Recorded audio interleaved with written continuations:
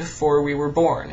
He has planned when we will be born and when we will die, and He has planned every day of our lives. God is in control and pays attention to every detail.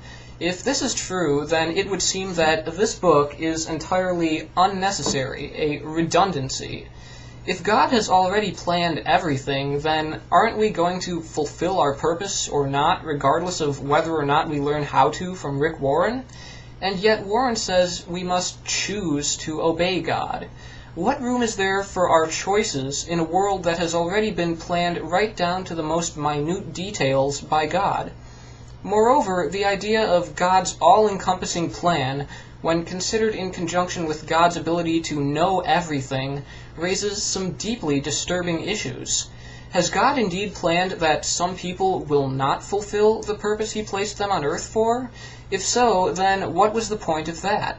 Did He create some people knowing that they were going to be aborted before they even had the opportunity to begin fulfilling His purpose? Was it God's plan that the serpent would tempt Eve in the Garden of Eden?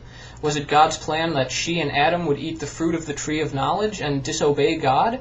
Was it God's plan that this would curse all of humanity, every individual person with original sin, regardless of what they themselves have done? Was creating hell part of God's plan?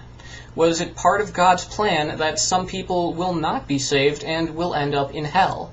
Does God create some people knowing that their life will take a course that will end with them being tortured forever in hell? Does God create people while knowing exactly which ones are going to be tortured forever? Does He intentionally plan for that to happen so that these people have no choice in the matter?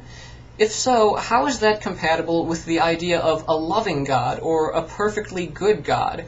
Because I don't think it is.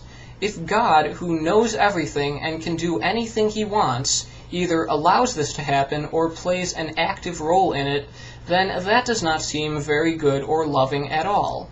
What if you happen to be one of these people who was inevitably destined for an eternity of torture because it was all part of God's plan? Considering the frightening implications of God and His purposes, perhaps it's best if our lives are not purpose-driven, at least not by purposes like that.